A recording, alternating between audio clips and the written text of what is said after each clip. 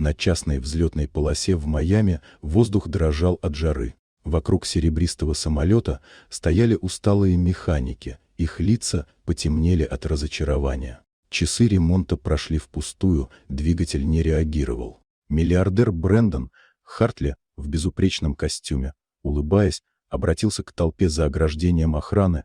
«Кто-нибудь здесь думает, что справится с тем, чего не смогли мои специалисты?»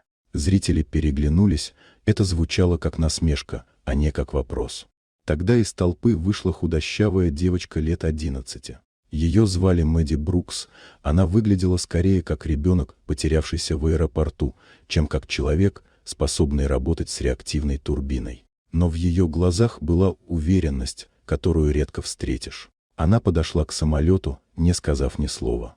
Ее мать, Клэр Брукс, официантка из закусочной неподалеку, стояла в стороне, сжимая руки от волнения. Но Мэдди уже осматривала двигатель, пальцы пробегали по панели, словно она знала этот механизм наизусть. В ее памяти всплывали уроки отца, бывшего военного инженера, который учил ее турбинным схемам вместо сказок перед сном.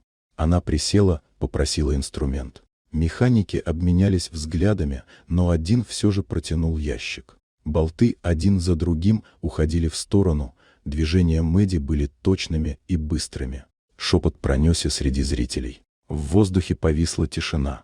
Когда она нашла сбой в системе подачи топлива, дыхание перехватило у всех. Мэдди перекоммутировала линию, проверила соединение, затем спокойно произнесла «Запустите стартер». Механики переглянулись, но Брэндон лишь слегка кивнул.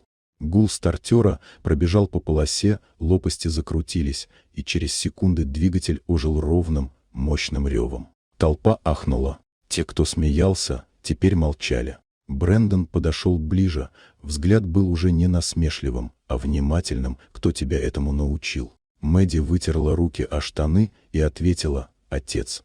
Он говорил: «Не бойся сломанной машины, бойся тех, кто думает, что ее нельзя починить». Через несколько дней в той же закусочной к Мэдди подошел мужчина в темном пиджаке. Он представился как директор инженерной программы из института Вестбридж и сказал, что слышал о ее работе. Он задал лишь один вопрос: «Как ты сохраняешь спокойствие, когда все смотрят?» Мэдди ответила: «Потому что машины понятны, если слушать их внимательно».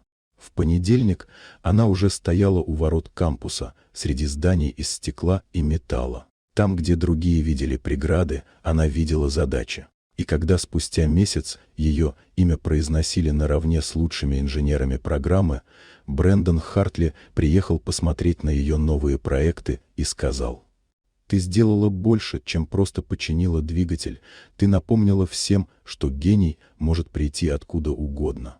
Вот такая удивительная история. Дорогие друзья, если вам понравилось видео, поставьте лайк, а также подписывайтесь на канал, впереди еще много интересного.